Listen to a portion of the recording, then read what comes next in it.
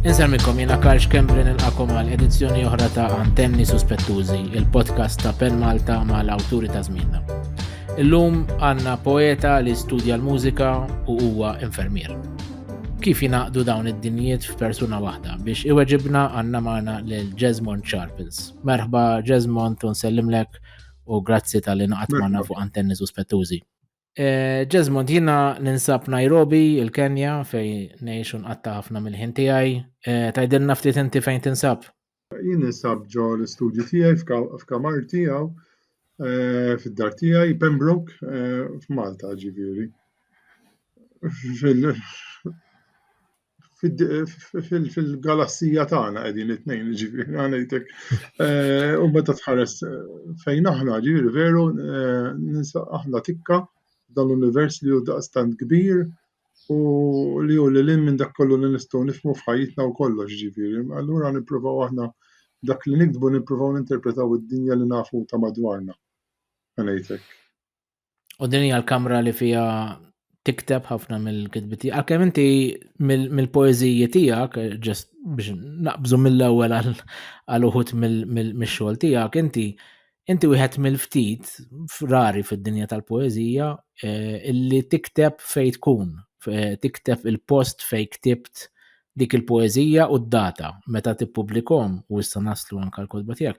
Però ġifieri nifhem li għandek ħafna mill-kitbiet minn madwar id-dinja għax għandek ħafna bliet u pajjiżi oħra li ktibha. Però mill-bqija mbagħad ix-xogħol ta' kitba tagħmlu fil-kamra. Xtaqt nikkommenta naqra fuq din għaliex l-ewwel poeżija li ktibt kien fil-5 Deċembru tal-1975 jidhirlek Mr. Żball ġifieri kien Deċembru fuq dwar dak oħra t-tieni waħda dik. L-ewwel waħda kien dwar ix-xita nieżla ġifieri u t-tieni waħda ktibha fis-76 5 Deċembru kont fuq l-irdum ta' Ħaddingli.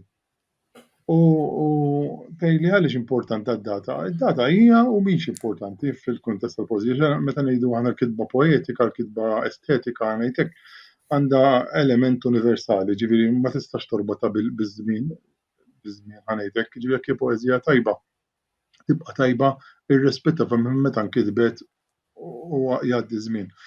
Għalhekk kultant jiena ma tantx jogħġbuni l-poeżija adolatorja pereżempju l-poeżija lill-ittali pereżempju għaliex huma poeżiji veru marbutin ma' xi ħadd u speċifiċi ġifieri. Minn banda l-oħra tgħidli inti qed tikkontradixxi lilek innifsek għaliex inti dak li tikteb torbtu b'data u post. Uħud minnhom għandhom relevanza u uħud minnhom m'għandux relevanza l-post. Imma pereżempju għalija l-5 ta' Diċembru 1976 jiena kont fuq l-irdum ta' Ħaddingli u niftakar xena mara fil-juża tanżlu lix-xemx li kultant żmien nieħu pjaċir immur nirreplika dik ix-xena u nerġa' nara dak li rajt prattikament issa kważi qisu 50 sena ilu. Ġifieri u din hija ċiklu tal-ħajja ngħidlek. Issa mbagħad hemm postijiet fejn jiena qisu travel diary fejn jiena kont imsiefer u ktibt ħajki pereżempju darba minnhom ktibt ħajku Chester. Ġifieri kull stazzjon li nieqaf nikteb ħajku ġifieri bil-ħin dak mhux bil-post biss u bl-isem. Imma anke bil-ħin pereżempju 3:15, 3:19, 3:25 biex nuru l-idea tal-vjaġġ insomma.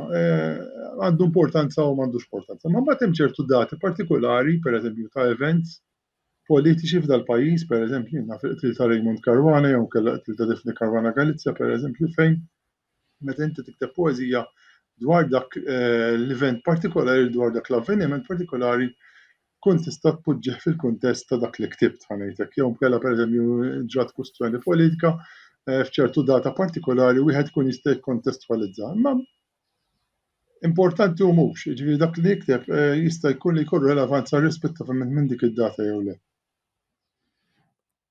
U Imma jekk tara ġifieri l-poeżiji kollha li ktibt matul is-snin over fuq 50 sena dejjem ktibt tad-data qatt ma mmissajta ftit u meta ma ktibtix jew hekk.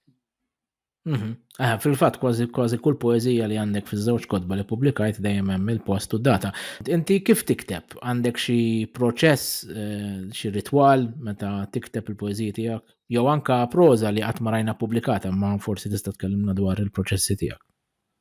Il-proċess jiġifieri da tiġik idea tiġini idea jista' jkun qed insuq pereżempju, ninsuq tiġini idea pereżempju jkun hemm xi ħaġa li qed tittikani pereżempju x'qed jiġri madwari, all right, u jew kellha tiġini idea pereżempju minn sempliċement logħob bejn il-kliem ħanejtek u dak il-ħsieb jibqa' jewden ġo moħħi sakemm jiena naqbad u nniżlu fuq biċċa karta, jew biċċa karta jew nkella fuq mobile, ġifieri llum fejn il-poeżiji inizjali huma miktubin fuq pitazzi u fuq biċċiet ta' karti ħanejtek illum għandi note file fuq il-mobile ġifieri u dak li jiġini ġo moħħi niktbu hemmhekk. Ġifieri u mbagħad ovvjament ma nippubblikax il-poeżija online, ġifieri nħallihom joqogħdu, inħarsilhom nerġa' nedittjhom, indurhom jekk il-prodott ma jogħġobnix ma noħorġux, jekk inkun kuntent bih ma mmissux. Ġifieri u hekk nikteb bażikament ġieli nkun ħanorqod u tiġini idea f'rasi u meta ngħid issa nqum nikteb għada filgħodu ninsa kollox u ngħid tara x'ħasra l-bieraħ nikteb xi ħaġa u ħallejtha warajja. Tlifta. Imma allura nispiċċa nqum u niddraft li xi ħaġa ġifieri. Imma l-bqija nħalli ħafna dipendenti ħafna fuq x'jiġini ġo moħħi l-muża ġifieri. Jiena għalkemm nemmen fid-dixxiplina ġifieri ngħid jiena ħanpoġġi bil-qiegħda u ngħid ħanikteb imma nippreferi li nkun istigat minn xi ħaġa li tispirani jew inkella timbuttani biex nikteb ħanejtek. U allura jista' jkun li jkolli żmien fejn nikteb ħafna u żmien fejn ma nikteb xejn u fil-fatt kif tista' tara inti u nnutajt għamilt perjodu ta' numru ta' snin ma nikteb xejn ġifieri u r-raġuni għalija dik li jiena kont involut ħanejtek kitba tal-mużika li għalqit il-bibien allura għall-kitba tal-poeżija. Bad nispjega x'ġara eżatt. Il-ħaġa li ninnutaw ukoll mid-dati ta' meta tinkludihom mal-poeżiji tiegħek hija li inti kif qed int ilek ħafna tikteb u fiż-żewġ ġabriet li għandek tiegħek il-qtar l-inħobb u ra li ħarġu f'medda ta' 3 snin bejn l-2016 u l-2019. Inti fihom ġbart kitbiet li jitawlu tul kważi 50 sena sewwa. Ġifieri l-ewwel ħaġa li ninnota hija li domt ħafna ma toħroġ l-ewwel ktieb tiegħek, domt ħafna takkumulhom u ma ppubblikajtx ħafna. Però għandek fuq medda twila ta' żmien. X'ġalek tistenna daqshekk? Inti forsi għax int perfezzjonist jew minħabba ċirkustanzi oħra dom daqstant biex l-ewwel pubblikazzjoni tiegħek kienet fl-2016. Il-qatt kollox inti għaliex għandi naqra mill-perfezzjoniżmu tgħidli ġifieri jiena naqra fitt. Ġifieri u allura jiena kont nemmen li jiena ma rridx noħroġ fil-pubbliku u naqaċċajt xogħol li mbagħad ikun prematur ħanejtek. Imma dik mhix ir-raġuni primarja għalfejn dont ma ppubblikajt. Ir-raġuni primarja fejn ma dont pubblikat ħanispjega naqra x'ġara f'ħajti ġi fis-sens jiena komplejt nikteb f'żożiti ta' 20 sena, meta kelli 16 u sa 24 sena ktibt ħafna mix-xogħol li ħareġ l-ewwel ktieb ħanejtek fit-tmeninjat, fil-bidu ta' tmeninjat. U mbagħad bdejt naħdem u żewwiġt u għal xi raġuni u bdejt nistudja l-mużika wkoll u għal xi raġuni il-kitba nixfet tal-poeżija li fil-1990 ma bqax nikteb iktar. Bdejt nistudja l-mużika, tlajt l-Ingilterra, Londra, Goldsmiths nistudja l-kompożizzjoni, għamilt il-fellowship tal-London College of Music, ġifieri għamilt numru ta' kompożizzjonijiet u ġifieri l-enerġija ħanejtek estetika tiegħi mhux ħlejta kont smajta fuq ix-xogħol tiegħi, il-familja, tfal, ġifieri u dil-kitba tal-kompożizzjoni ħanejtek. Biex ġali xi ħaġa f'ħajti li fl-2002 applikajt għal post ta' direttur tan-nursing u ntażilt u dħalt għal dil-biċċa xogħol kbira biex ovvjament nħossib is-servizzi tan-nursing f'Malta u għawdex u dak huwa xogħol li kommettini bil-kbir ħanejtek u sfortunatament fl-2000 meta bdejda x-xogħol waqaft nikteb il-mużika, m'għandekx ċans biex toqgħod tikteb il-mużika b'dak ix-tip ta' xogħol ħanejtek u allura il-mużika poġġietha fil-ġenb. Biss fl-2004 jiena ma jistax ikun la nikteb poeżiji u lanqas nikteb mużika U qed nerġa' niskopri nikteb il-mużika u bdejt nerġa' nikteb il-poeżija u rajtni li wara prattikament 15-il sena ma niktibx poeżija, 15-il sena vojt. Ma niktibx poeżija veru ħassejtni jebes biex inkun nista' nesprimi lili nnifsi fuq il-karta. Ħanejtek u nerġa' nibda nikteb. Imma ftit rġajt qabadt ir-ritmu, jiġifieri minn dal-aħħar 20 sena ma waqafx nikteb. Li ikolli ma stajtx ma nesprimix lili nnifsi jiġifieri almenu b'mod artistiku jekk mhux bil-mużika, almenu nikteb il-poeżija. Ġifieri jiena għalija dak kien qisu serħan il-qalb li jiena qed nagħmel xi ħaġa li tmur lil minn xogħol tiegħi u x-xjenza. Rid nagħmel sforz għax mhux daqshekk faċli. Anke li kieku kelli nerġa' nibda nikteb il-mużika wara numru ta' snin wieqaf mhux daqshekk faċli. Jiġifieri erġa' bdejt. Insomma, qabad bdejt ir-ritmu u bdejt inżid. Insomma, sirna f'kollega tiegħi li għandu xi berras, naħseb isma' l-bie, ġifieri li hu poeta wkoll u kien qal li inti kif qatt ma ppubblikajt xejn. Qedlu mela kif qatt ma kelli ċans naħseb fuq għad il-ħaġa insomma u għaddiet. Insomma, ġieni l-opportunità niltaqa' ma' David Bezzina tal-Horizons insomma u minn hawn u minn hemm qed ħalli nippreżenta draft tal-ktieb. Kelli sfida kbira għax issa kont ili kważi 40 sena li kitab il-poeżija sa nagħżel minnhom dawn jiġifieri. U ħadd it-tema l-ewwel poeżija li ktibt kienet fuq ix-xita u jekk tinnota fil-ktieb tispiċċa bil-poeżija x-xita 40 sena wara. U jekk tinnota hija poeżija kompletament differenti stilistikament jiġifieri kollox. Hija poeżija konkreta, grafika, jiġifieri qisha taqtir, ħanejtek fil-fatt l-ewwel waħda hija ovvjament xogħol ta' tifel. Kelli dilemma sa ninkludi f'dil-ġabra ħadd parir jiġifieri u qaluli biex turi int veru min int għażel kampjun ta' meta kont żgħir u inkludihom. Kelli dubju dwaru dan għaliex ovvjament mhumiex poeżiji li kieku kelli edituri jew kelli neditjhom illum naħseb naqas ninkludihom. Imma lili tawni parir xi ħadd li speċi inkludihom għax dak turi min int u x'int. U tajt kampjun żgħir, dak li forsi Anton Buttigieg ċertu poeżiji ta' meta kien żgħir irmihom jew warrabhom ħanejtek, jiena ddeċidejt li ninkludi kampjun għax dak jiena ma nistax naħbix jiena, allura inkludejthom. U dak l-ewwel ktieb inkludejt ħafna poeżiji minn ta' Żożiti ta' meta kelli 20 sena. Hemm l-esperimentazzjoni ta' poeżija għax dak iż-żmien imbagħad ma semmejtix di fit-tmeninijiet iltqajt ma' Mario F. Bezzina li kien jieħu ħsieb il-ħeġġa letterarja dak iż-żmien u inkoraġġieni biex nikteb u pubblikajt u ktibt fil-rivisti letterarji ta' dak iż-żmien sirt naf il-poeta Alla ħfillu Carmel Attart ukoll ġifieri poeżja li nagħmel immens ġifieri. Sirt nafu kont inkellmu ġifieri u poeta li ispirani lili personalment. U speċi dak iż-żmien meta kelli 20 sena jien dawn it-tnejn min-nies inkoraġġewni biex nikteb u batt il-kitba. Kif għedtlek fid-disajnijiet waqaft u rġajt ikkomplejt fl-24. Sadattant jiena ma kontx nappartieni kont membru fl-Għaqda Poeti wkoll dak iż-żmien imma konna fil-periferija fil-marġini tal-Għaqda ġieli ma kontx attiv jiġifieri. Qed nieħu gost li semmejt lil Carmel Attart. Ma nisimgħux biżżejjed dwaru u huwa poeta li naħseb jistħoqlu li nitkellmu ħafna iżjed dwaru jkun ħafna iżjed magħruf għall poeżiji tiegħu. Però inti l-ewwel ktieb tiegħek li kont tkellimna dwaru Iqtar li nħobb fl-2016 pubblikazzjoni Horizons hemm minkejja li isek qaqqadthom wara ħafna li nkitbu ġifieri ma kienx hemm tema waħda, però hemm fihom il-leitmotiv tax-xita u l-qtar.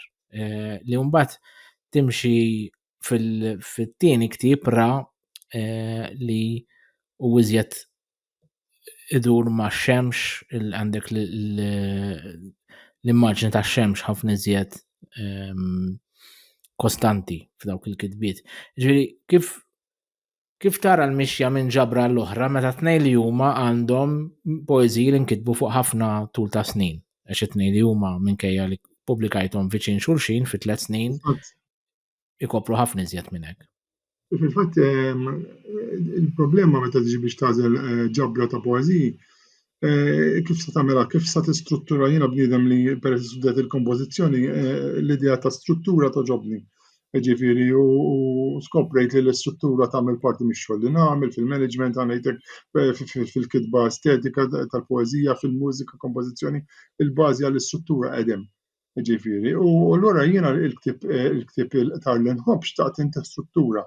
Il-ktieb il-qtar li nħobb huwa metafora għall-poeżiji li ktibt ħanejtek, ġifieri fil-fatt jekk tinnota kull bagħad iċ-ċiklu tal-ġurnata, ġifieri sebħ il-jum u ħanejtek sala biex filgħaxija ġifieri u kull sezzjoni talludi għal parti mill-ġurnata fil-għodu, f'nofsinhar u filgħaxija. Preżentajt ħajku marbut ma' kull sezzjoni u l-qtar huma dawk il-poeżiji li qed nirreferi għalihom, imma fl-istess ħin hemm ftit ħafna poeżiji fuq ix-xita, m'hemmx ħafna poeżiji fuq ix-xita. Fil-fatt il-poeżija tax-xita hija l-ewwel waħda u l-aħħar waħda jgħidilli biss. Ġifieri hija użajtha biss bħala skuża biex norbot it-tematika tal-ktieb. Imma fil-fatt il-qtar huma l-poeżiji differenti u hemm poeżiji ta' tema politika, tema soċjali, tema minn kollox, ġifieri poeżija mibnija fuq il-free verse, imma jiena għalkemm nixtieq nitkellem fuq il-konċett tal-free verse. Il-free verse mhu free xejn, ġifieri għaliex jiena nemmen fl-istrutturi ritmiċi, allura il-kelma free hija misnomer għalija jien veru f'xejn free. Inti għandi kollok fil-kitba poetika ċertu strutturi ritmiċi li jmexxulek il-ħsieb permezz tal-kliem u l-mużikalità inti għaddej ħanejtek, ġifieri. Ġifieri Ġesmond għalik il-forma hija l-ewwel ħaġa li tiġi f'moħħok jew hemm it-tema jew l-istorja li trid tgħid meta tiġi biex tikteb. Il-forma hija strumentali biss. Il-forma hija strumentali, ġifieri jiena poeżiji bil-kwartini għandi mhux ħafna, ma għandi poeżiji bil-free verse, il-vers liberu ħanejtek ħieles, ġifieri u għandu wkoll, ġifieri poeżija konkreta, grafika għandu wkoll, ġifieri skonċidilli inħoss dak il-mument għandu jiġri jekk jiena b'ktieb poeżija hemm waħda fil-ktieb fuq il-kitarra tiegħi, ġifieri dik il-poeżija tajta shape tal-kitarra. Il-poeżija li ktibt fuq il-kitarra minn Karwan jekk tinnota il-poeżija fiha forma tal-R u fiha salib fin-nofs, ġifieri hawnhekk il-forma qed tgħin il-ħsieb ħanejtek. Biex daqshekk importanti il-forma għax inti meta l-poeżija ħanejtek taqra lill-udjenza, il-poeżija meta tinqara lill-udjenza dak l-element grafiku ma joħroġx. Ġifieri inti ma tistax twasslu l-element grafiku meta taqra meta tipperformja l-poeżija. Imma fl-istess ħin meta tara b'għajnejk jgħin biex tikkontestwalizza naqra l-idea. Hemm iktar ħaġa strumentali u mhux daqshekk essenzjali. Il-forma ħanejtek. It-tieni ġabra tiegħek li ħarġet fl-2019 hija inti sejjaħtilha l-isem semmejta Ra. Horus għall-Eġizzjan li għandu decline li qiegħda fil-qoxra. Ġifieri hemmhekk qed provajt nilgħab bil-kelma Ra, fil-fatt line ta' Horus aħna bil-Malti ngħidu tara Ra, u issa kemmx link etimoloġika ma nafx ngħidlek, ġifieri, imma hekk ħassejt li dan jara kollox.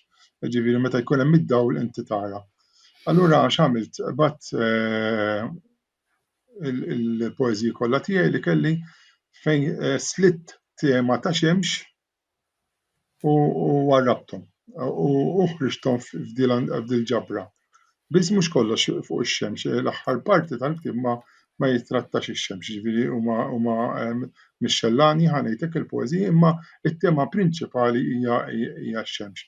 U jiena skantajt biha nnifsi kemm fuq in-numru ta' snin kemm ix-xemx tiċċentra fil-kitba tiegħi hija dik il-ħaġa li tkompli l-ħajja għaddejja, dik il-ħaġa li lilna tawlilna turina li żżomm iċ-ċiklu tal-ħajja għaddejja li biha tneħħi dlam ngħidlek jiġifieri nuża l-metafora hawnhekk jiġifieri il-metafora tad-dawl u dlam inħobb nużah ħafna jiena. U allura dal-kunċett tad-dawl ngħidlek li użajtu bħala tema mhux ktieb monotematiku il-ra, imma il-tema maġġura hija x-xemx u d-dawl. U t-tama, u s-sens ta' tama, għaliex jiena bniedem li t-tama hija essenzjali. Ma tantx naqta' malajr. Semmejtilna qabel l-istudju tiegħek fil-mużika u anke l-kompożizzjonijiet li kont tagħmel inti stess. Hemm xi ħaġa li taqgħad dawn iż-żewġ dinjiet jew huma separati għalik? Għedtilna li tnejn li huma ovvjament huma att kreattiv, speċjalment meta qed tikkomponi, però x'inhu huma li jaqgħadhom jew hemm xi ħaġa li taqgħadhom fil-każ tiegħek? Hemm ħafna affarijiet komuni bil-poeżija u l-mużika. L-ewwel nett għandek l-element performattiv. Aħna ħafna drabi naħsbu fuq il-poeżija dak li jidher fuq il-karta, fuq il-ktieb. Jekk toqgħod tara l-poeżija fi żmien il-Griegi pereżempju, kellha element performattiv li laqas biss kienet tinkiteb din imma kienet tiġi reċitata lill-udjenza u tiġi miftakara minn ġenerazzjoni għall-oħra, right, li sallum anke ċertu poeżiji jiġifieri għadna nirreċitawhom mill-iskola żejn sabiħa Malta tagħna mhux Malti farki. Dik it-tip ta' poeżija reċitattiva ġifieri hija fit-tradizzjoni Griega ngħidlek. Imma mbagħad din ovvjament tinkiteb u l-mument li inti tikteb xi ħaġa bħal-mużika inti tikkristallizza għall-eternità ngħidlek. Pereżempju ħafna mill-mużika li tiġi komposta llum u tiġi performed ma tinkitibx. Il-mużika jazz pereżempju ma tinkitibx, tiġi performed u ma tinkitibx. Hija ħasra sakemm ma tirrekordjahiex. Jiġifieri biss il-mument li inti il-ħsieb tiegħek tikkristallizzaħ fuq il-karta, hemmhekk inti qed ittieħ dik il-possibilità tal-eternità ngħidlek. Issa dik il-possibilità tal-eternità hija kull darba li inti bħala awtur li tipperformja biċċa xogħol qed terġa' tirrikrea lill-awtur u tipperformjah. U allura fl-opinjoni tiegħi dak li qed jipperformja l-qari tal-poeżija qed isir ko-awtur ma' dak li kiteb il-poeżija jew inkella ma' dak li kkompona ngħidlek. U allura hawnhekk id-direttur tal-orkestra li qed jiddiriġi l-orkestra jikkollabora jew isir co-compositur fl-eżekuzzjoni ta' dik il-kompożizzjoni. U dik il-kompożizzjoni bħal qari tal-poeżija għandha bidu in time and it ends in time. Ġifieri mbagħad bażikament tispiċċaw dik l-idea tal-arti performattiva, l-idea tal-poeżija u l-idea tal-mużika. Ġifieri da x-xebk jeżisti ħafna. Mbagħad hemm element importanti għall-qalb immens jinxtaq li kieku kelli ċ-ċans il-possibilità li nistudja f'livell ieħor, jiġifieri minn dak li studjajt xi għamilt masters fil-Business Administration u masters fil-Kompożizzjoni u nixtieq li kieku nista' nistudja dan ukoll l-aspett ritmiku strutturali, jiġifieri l-aspett ritmiku strutturali tal-kompożizzjonijiet tal-mużika u tal-poeżija. Pereżempju, waħda mill-iktar affarijiet li veru jtuni fajn jiena jew jirritawni hija meta xi ħadd jikteb il-lirika għall-mużika u din l-lirika, l-aċċenti tal-lirika ma jaqblux mal-mużika. Right, ġifieri x'insemmi partikolari imma pereżempju fejn innaf l-aċċent suppost qiegħed fuq l-ewwel sillaba u fil-mużika qiegħed fuq l-aħħar sillaba. U veru jinstema' ħażin. Ġieli tisma' anke f'mużika Taljana ta' ġifieri għaliex kultant l-ewwel jikbu l-mużika u mbagħad jippruvaw jiffittjaw il-kliem fuq il-mużika. Meta suppost inti l-ewwel il-lirika u mbagħad il-kompożitur jikteb fuq dak li hemm. Jiġifieri bejn il-kitba tal-mużika u l-kitba tal-poeżija hemm ħafna affarijiet komuni, partikolarment ir-ritmiċità u ovvjament l-istrutturi tal-bidu, nofs, il-climax, u r-riżoluzzjoni ta' dak il-climax jekk inti tara ġifieri hekk dak it-tip ta' respons psikoloġiku kważi l-eċitament tibda tilħaq il-climax u tirrisolvi jew ma tirrisolvi xejn bħal fil-mużika moderna jaqtalek fin-nofs. Ġifieri u l-istess anke fil-poeżija, ġifieri mhix bil-fors poeżija moderna jew poeżija kontemporanja ħad offrilek is-soluzzjoni trid toffrilek kollox, jaf tħallik kultant jista' jkun b'toma qarsa wkoll. Ġifieri ma dik il-kitba kontemporanja tal-lum post moderna. U inti wkoll infermier li parti kbira minn ħajtek kif din tinforma b'xi mod il-kitbiet tiegħek jew il-mod kif tħares lejn. Ekku, Mela jiena xtaqt nidħol infermier għax jiena xtaqt li f'ħajti nagħmel xi ħaġa ta' ġid tas-soċjetà b'serjetà ngħidha ġifieri.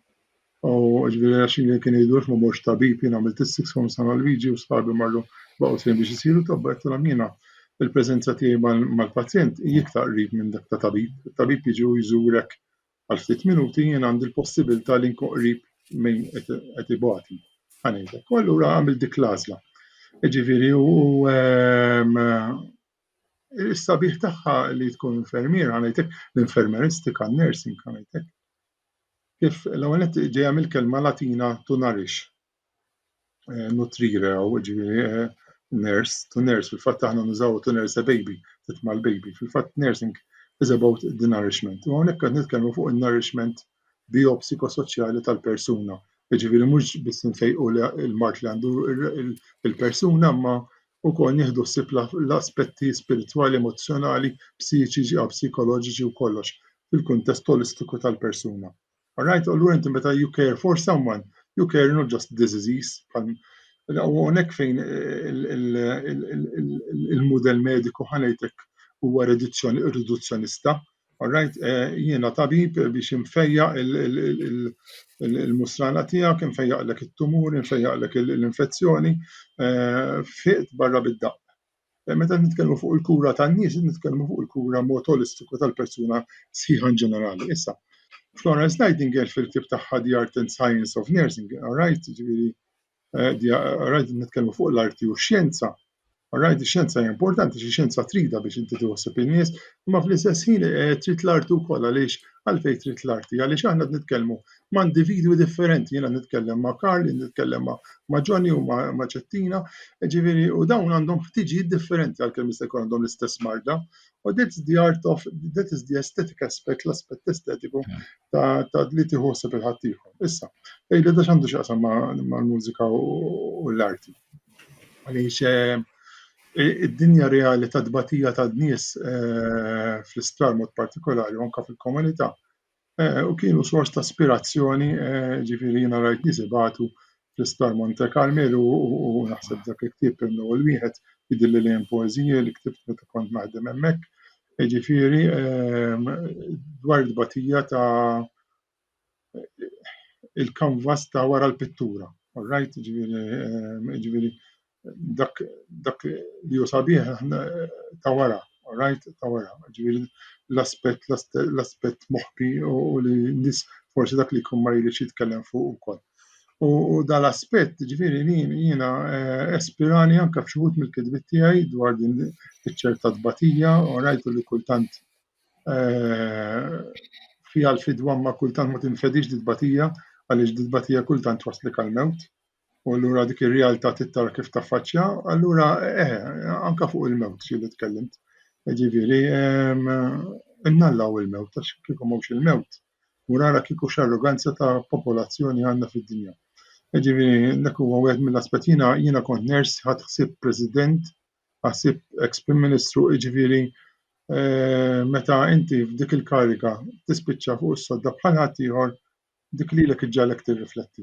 Dik lilek iġġalek tirrifletti u tgħid fl-aħħar mill-aħħar aħna kulħadd bħal xulxin. Event li għaddejna minnu bħala umanità kien il-COVID-19. Inti bħala infermier nimmaġina ġarrabtu b'mod mill-iktar konċentrat. X'taħseb li tallimna minnu jekk tallimna xi ħaġa? Għadek kif semmejt l-umiltà inti li jekk kieku ma mmutux min jaf x'arroganza għandna.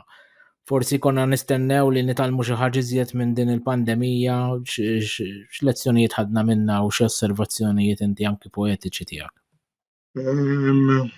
Ara ħanejdlek meta kellna l-pandemija tal-Ispanjola mit-sen ilu, kważi mit-sen ilu eżatt, fl-1917, ġifieri ma konniex preparati, ma konna nafu xejn fuqha u mietu l-miljuni ta' nies. Issa wkoll mietu l-miljuni ta' nies.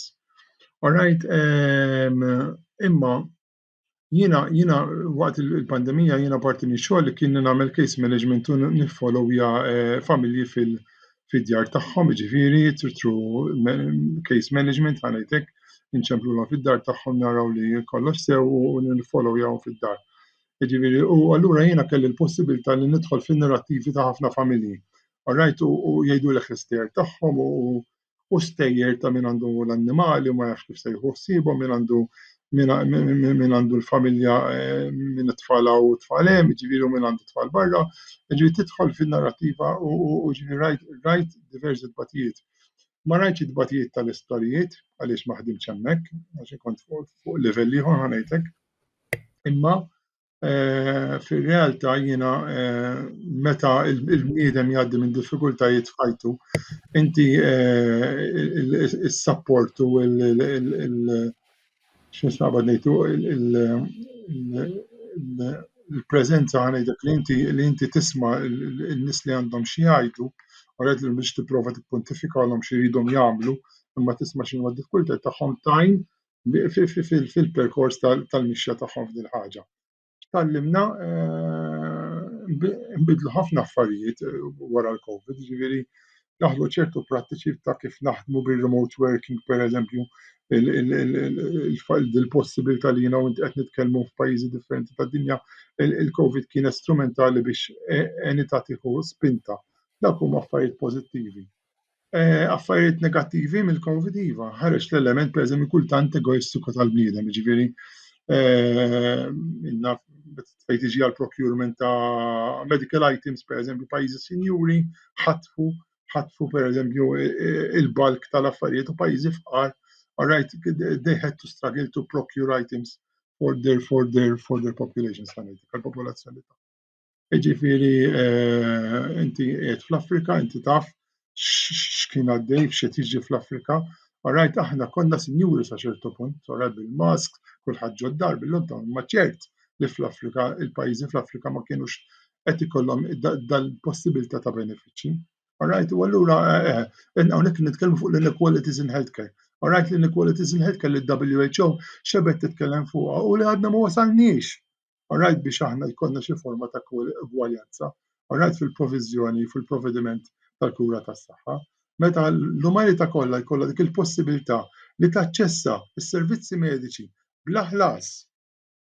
Jiena ġieli attendejt konferenzi internazzjonali tal-World Health Organization u kienu jqogħdu jitkellmu fuq ħafna affarijiet sbieħ, konna ngħidulhom qabel intom tipprovdu l-possibilità tal-ilma, meta ngħidu aħna l-ilma għaliex raġel aw tifel fl-Afrika jrid jimxi 4 kilometri buqar fuq rasu, all right, biex jisqi l-familja tiegħu. Għalfejn? All right, għaliex il-possibilità ta' infrastruttura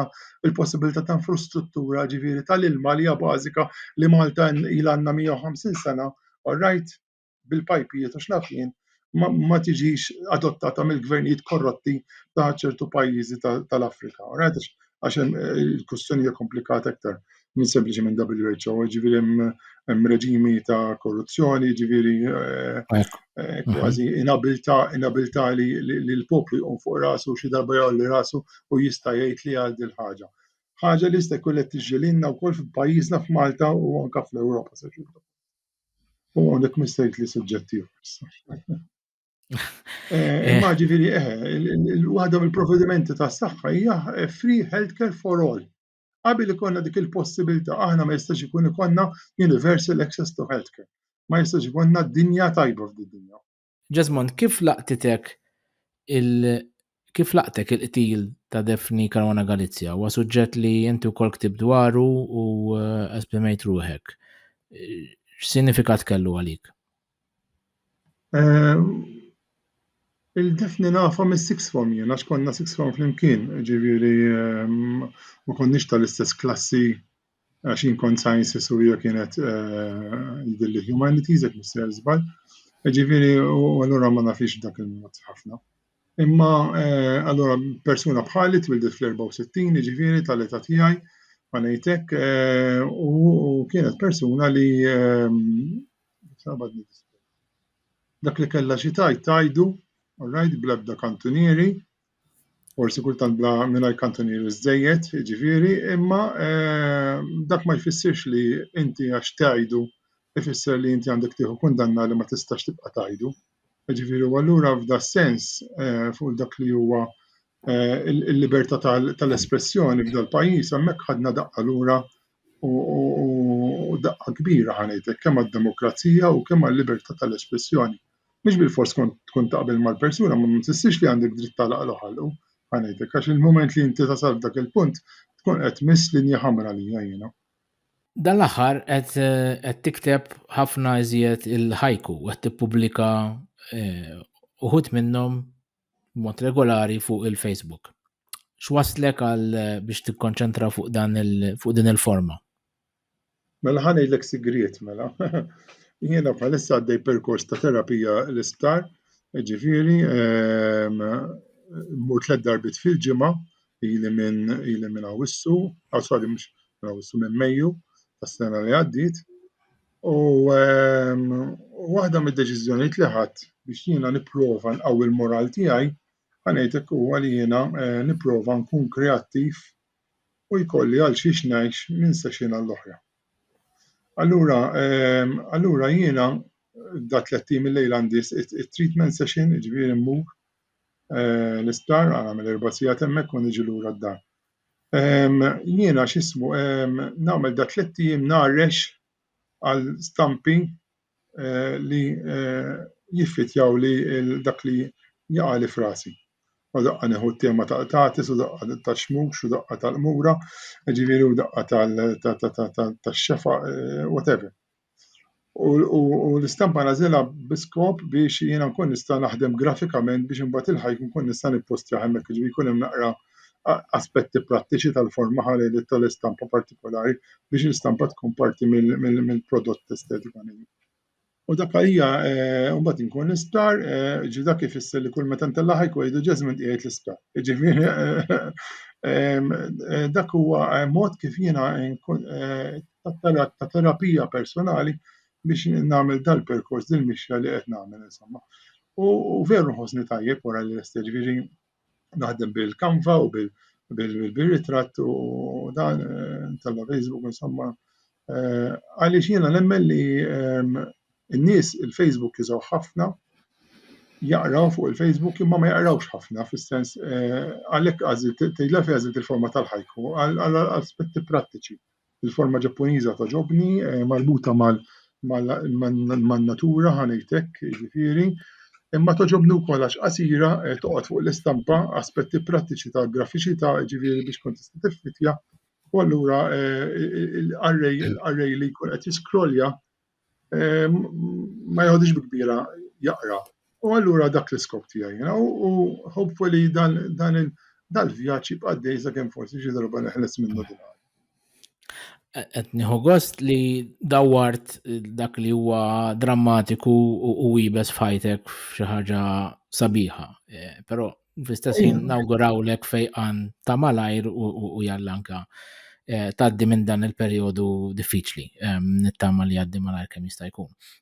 Però hija ħaġa li waslet għal kreazzjoni, ġifieri qed toħroġ xi ħaġa pożittiva minn din l-esperjenza kollha. U hawnhekk fejn tidħol id-dixxiplina, tgħidli jiġifieri għax ġieli ħanejlek Karl ma tħossokx tajjeb tkun dawn ħanejduha bil-Malti jew mhux bil-Malti bl-Ingliż, tħossok dawn jiġifieri u il-fatt li inti għandek mira x'tagħmel mhix kbira ta' 17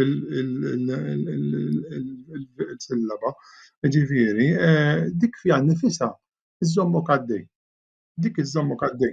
U tiddi ċertu autodixxiplina anke lilna l-artista ngħidlek l-awturi kultant ma jkollok writer's block, ma jkollokx ħadd tikteb, ma jkollokx moħħ tikteb, tkun għaddej minn fażi naqra hekk. Imma l-fatt li jiena tgħid ħanoqgħod bil-qiegħda u nikteb xi ħaġa u ma semmejtilekx ġifieri bħalissa qed nikteb il-novelli jiena, short stories. Ġifieri bil-Malti u anke bl-Ingliż. Ġifieri għaliex nattendi skola ta' short story writing, ġifieri internazzjonali ħanħallas għaliha. Ġifieri biex jiena nżomm ruħi kreattiv f'ġeneru li jiena m'iniex familjari daqshekk bih, li huwa jirrikjedi ċertu ħiliet differenti mill-kitba tal-poeżija. Ġifieri allura dik xi ħaġa wkoll iżżommni għaddej ħanejt.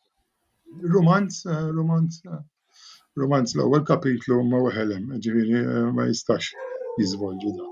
Għandi il-plot line kollha f'moħħi, imma dak weħel. Imma nieħu gost li anke issa qed tiddiversifika u jalla naraw malar kemm jista' jkun xogħlijiet ġodda anke f'ġeneri oħra li qed bdejt tesperimenta dwarhom. Xi tgħidilna dwar dan il-kors li qed tieħu, kemm tara li huma ta' benefiċċju? Kemm wieħed jista' jitgħallem jikteb billi jieħu l-korsijiet ta' kitba kreattiva? Jien għamilt diploma fil-letteratura Maltija u kelli nies bħal tuturi bħal Bernard Micallef u Adrian Grima u daw ġifieri li għenuni napprezza l-letteratura imma ma tantx kien iffokat fuq il-kitba kreattiva dak. Ġifieri jiena naħseb waħda mill-lakuna li għandna Malta ġifieri huwa il-kitba kreattiva. Ġifieri ma tantx tiġi ma' Malta il-kitba kreattiva u provajt nfittex il-kitba kreattiva l-ewwel nett toħroġ minn kemm inti tkun kreattiv ma kemm taqra wkoll. Ġifieri inti ma tistax tippretendi li tikteb il-poeżija ma taqrax poeżija, ma tistax tippretendi li ma taqrax ġeneri ta' romanzi u short stories jekk inti ma taqrax. Ġifieri waħda mill-ewwel affarijiet li kittib irid jagħmel irid jaqra. Irid jaqra u jara prototipi oħrajn ta' awturi stabbiliti u x'nafx mhux biex jikkopjahom imma biex jispira ruħu. Imma mbagħad jasal il-mument li inti titpoġġi bil-qiegħda u jiena rrid inħażżes xi ħaġa u meta tkun ikollok naqra tik perfezzjonista, dik tista' tkun hija stumbling block kbira għax tibda ssommok milli tikteb. U allura kultant tajjeb li tgħid jiena ħanibda nħażżes u niddraftjaw noħroġ l-ewwel draft anke jekk joħroġ draft ħanejtek insipidu ħanejtek imma importanti li tiktbu għax hekk ma tweldux u ma tistax timmatura ħadd editja. Jiena studjajt naqra fuq l-editing jiena ngħidlek ġifieri u l-editjar huwa xi ħaġa li għandna problema Malta qisu l-editing nibżgħu minnu u ġifieri beżżana naqra l-awturi speċjalment.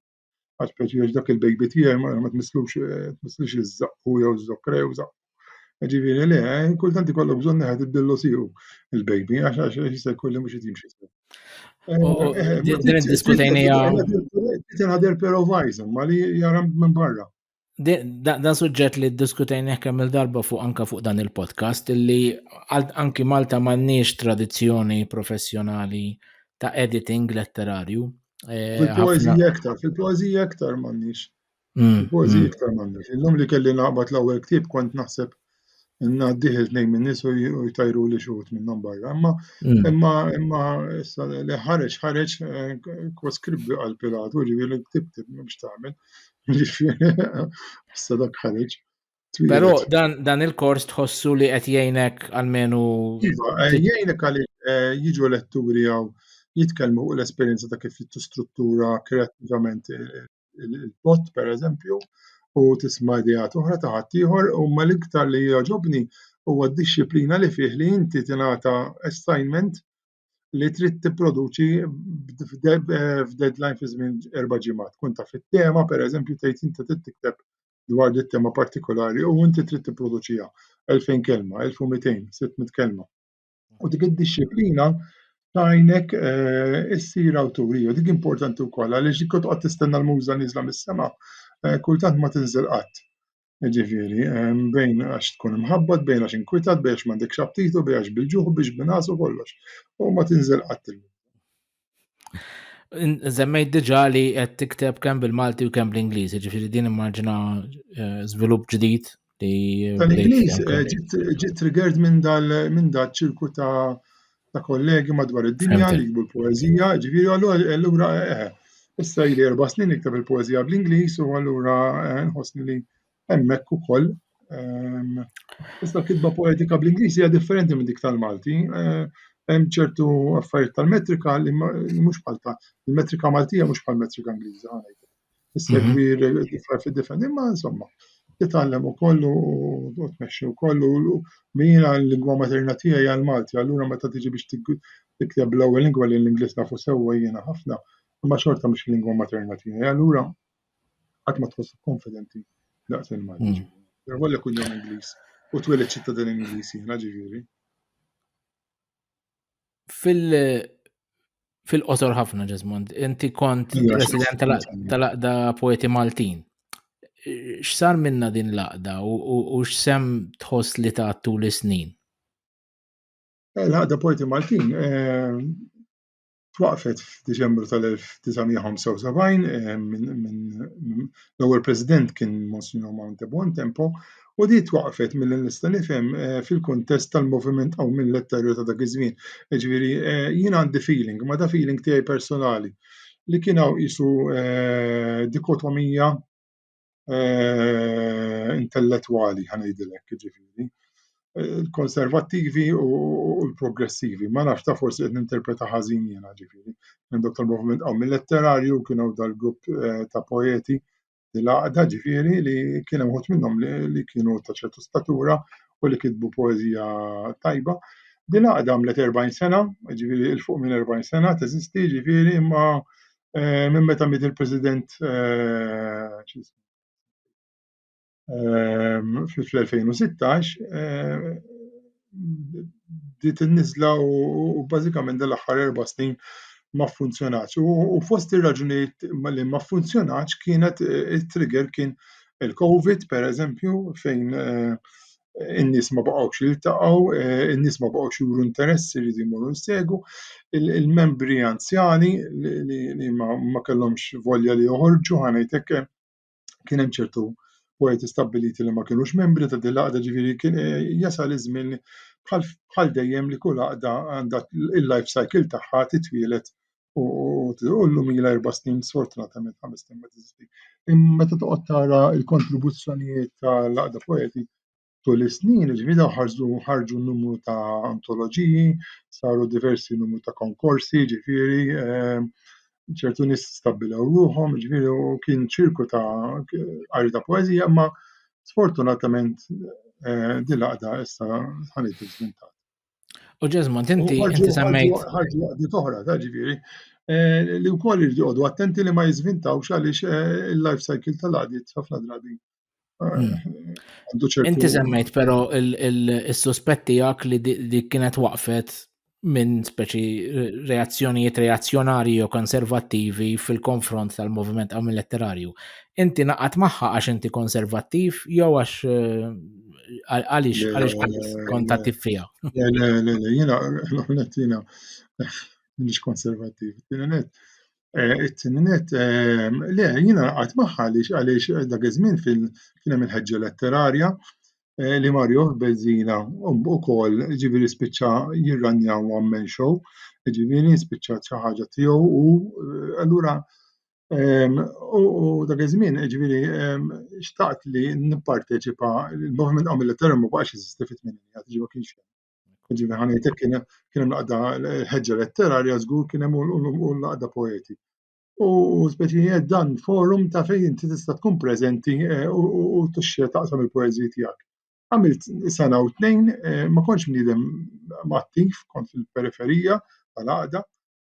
Li mbagħad fil-2016 ġifieri fast forward wara 20 sena jew kemm ġifieri qed jiena darba kont membru fil-għaqda qed ta' min jerġa' jikkonsidra li jidħol membru u naħseb teknikament tagħmel żball għaliex imbagħad dħalt fil-kumitat għax tal-kumitat ma rridux joqogħdu hemm, spiċċajt ġejt nominat hemm b'sorpriża, ġiblhom ma kont preparat biss, ġifieri kont għadni kif ħallast il-membership, ġifieri mbagħad miet Charles bħalissa li kien President, ġifieri u ċumbum spiċċaw l-affarijiet kif spiċċaw, ġifieri imma kif qed kull għaqda għandha l-life cycle tagħha, il-life span tagħha u l-membri jikbru u jekk ma tirrinnovax lilek innifsek b'membri żgħażagħ l-għaqda ma tgħix.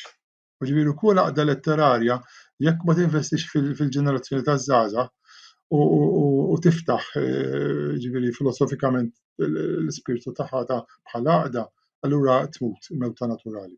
U hekk ġara wkoll. Taħseb li parti mill-problema kienet li kontu qed titkellmu wisq fostkom lilkom infuskom mhux tilħqu iktar il-barra miċ-ċirku. Ara kien hemm raġuni amministrattiva għaliex dak iż-żmien fl-2015 jew 16 kien hemm requirement li kull għaqda volontarja tirreġistra bħala non-governmental organization u bdiet dieħla ċertu burokrazija ta' audits tal-affarijiet u dak ta' qalb ċertu membri anzjani u it was a sort of one of the things that put off trigger, mbagħad trigger il-COVID, trigger l-anzjanità, trigger li jiena kont nara li ma kienx tikkapċerja il-firxa wiesa tal-kitba u Malta ġifieri dik dejjem rajta ġifieri qatt ma kienet taqbad il kulħadd. U dik hija ddejjaqni nara. Meta inti ma taqbadx il kulħadd, inti m'intix taqbad kollox.